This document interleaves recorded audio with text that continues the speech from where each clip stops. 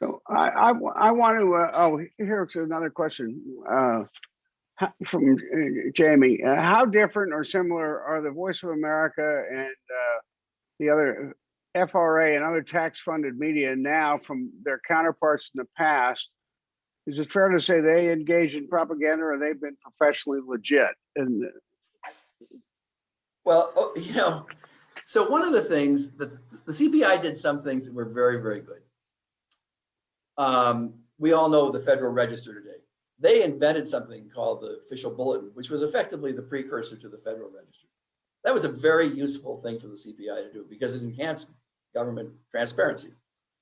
And one of the other things they did that was very effective is they created the forerunners of VOA and organizations like that. And they invented public diplomacy, which is a kind of propagandizing that I think, if done right, just like I talked about Arthur Bullard, can be very effective and very honest.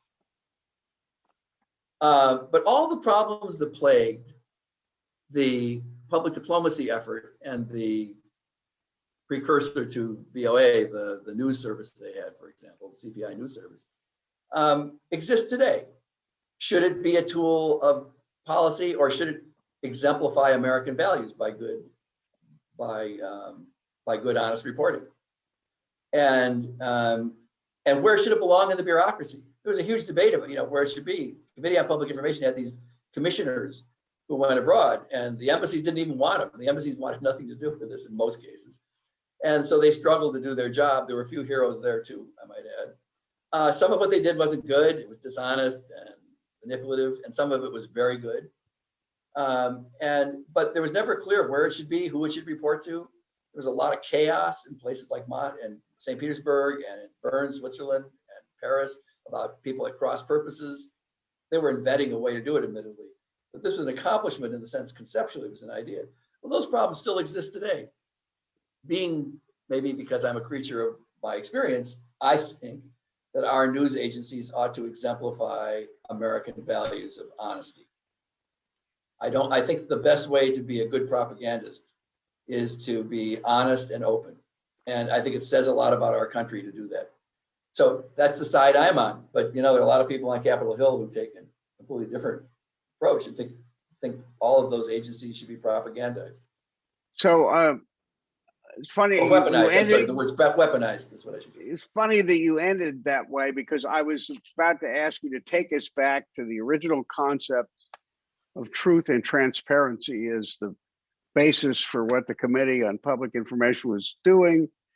And so I want you to march through what happened. How did that get perverted, and where are we today? Well, one of the things that happens, there are certain iron laws of propaganda my iron laws. And one of the iron laws I mentioned to you, that you never do propaganda, only the enemy does it. My favorite line in the book. Huh? My favorite line in the book. When I went through the British archives, not the British Foreign Office archives, I spent a number of weeks there. I was stunned by the memos they were writing to each other. This wasn't for public consumption. This was for each other, saying, we don't do propaganda. Those Germans, they're doing a lot of propaganda. I can't believe what bad guys there are. We don't even know how to do it. And we would never do propaganda. And in fact, their propaganda was way more effective and way more insidious and secret than what the Germans did. But that's one iron law. And another iron law is that, and the CPI really exemplifies this, is that the power of propaganda is so great, and in certain times when it's administered, especially during a war, the cause seems so just that really good, decent people are easily tempted to shortcut the democratic process and just get the conclusions they want. CPI is a good example of this because it had intemperate people like Creel. He was the most intemperate. He may have been the most intemperate person in the United States. I mean, he was like a bomb exploding every 15 minutes. But the CPI had people in it who were very decent Americans, who were progressives, who were interested in reforms, who had invested much of their life in trying to better America and believed in democratic values. But as the war went on, they just said, the hell with it. Open debate is just too complicated. We just need to get people to think this thing. And so as a result of that, they were just easily tempted. And as time went on, the CPI became more tendentious and it became more inclined to use coercion and emotion. It's just the way it is. And an example of this in the CPI is a guy named Guy Stanton Ford, who was an educator, who was the dean of the graduate school at the University of Minnesota. He went on later to be the president of the University of Minnesota, and he ran the university program. And this may sound like hyperbole, but it's not. What the CPI did with universities, or to put it another way, what universities did with the CPI is a great embarrassment to the academic discipline. They basically suspended judgment. They policed themselves. They wrote the most egregious propaganda, the most tendentious propaganda. It's hard to believe that people who were well educated, and many of them educated in Germany, by the way, because that was the place to go to get a PhD because they were so advanced in evidence-based study, turned on the Germans in this way. And it's disgraceful. I mean, this is not just me saying this. This is well known that the universities basically threw up their hands and did whatever the government wanted. You go back to the Columbia University School of Journalism, they stopped all the classes in the spring of 1917, told the students they could just get their degree and all they should do is write propaganda. Wow. So we have a couple more questions here. And then I want to get to one last thing about the big subject. But anyway, here's one from Patricia Krantz. Why do you say British propaganda was more insidious than German? Well, it was more insidious because they were better at it. They took the view, the Germans tried, for example, the Germans did lots of propaganda in lots of places, but they were particularly interested in doing it in the United States. And so were the British.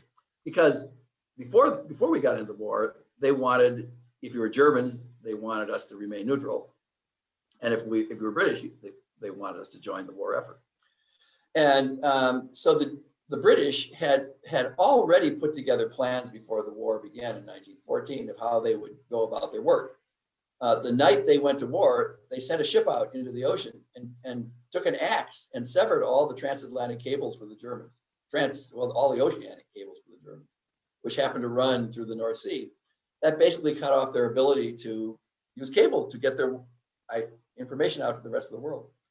The Germans still tried, but they sent very clumsy people to do it. And usually they were involved in crazy ideas of sabotage. Several of them were kicked out of the United States. This is before the war, mind you. And they tried to work with German American newspapers and German American communities, which were considered model communities because they were prosperous, worked hard, well educated, and had their own newspapers and got together at churches, social groups, and so forth. And those German American Americans, of course, were an important constituency, and so the Germans hoped to work through them to reach their congressmen. But the thing is, they did it in such a transparent way that it had a backlash, and it was seen, and they did it in a very clumsy way, where they were caught out and looked stupid. Whereas the British, they would operate secretly, and they would, for example, find newspapers they could plant stories about German spies in that didn't even exist. As I said, they tapped our cables and were able to find out what we were saying overseas, even if it was meant to be secret. They never told us, but they did. They decided not to do a full-on press in their propaganda, but to reach opinion leaders. And so there was an organization in Wellington House in Great Britain where they would write letters to influential Americans. I thought you'd want to know about this. I thought you'd want to know about that. So it looked like it was just kind of one friend to another. They sent them publications. And the result was that they were very effective at manipulating public opinion, and they manipulated Colonel House too, I might add, who was Wilson's, chief of staff, essentially, right? Yeah, I mean, man without portfolio, but with any portfolio he wanted, he could touch it. And there was a guy named William Weissman who had been injured in the war and came to the United States, and he would help. On occasion, he helped Wilson write speeches. And he met with Wilson privately, and he was a British spy. I mean, his job was to come and do propaganda. Not he was a spy in a sense, but his job was to come and do propaganda. He was attached to the British government agency, but ostensibly he was there for business purposes. But these people had very, very good ties into the executive branch.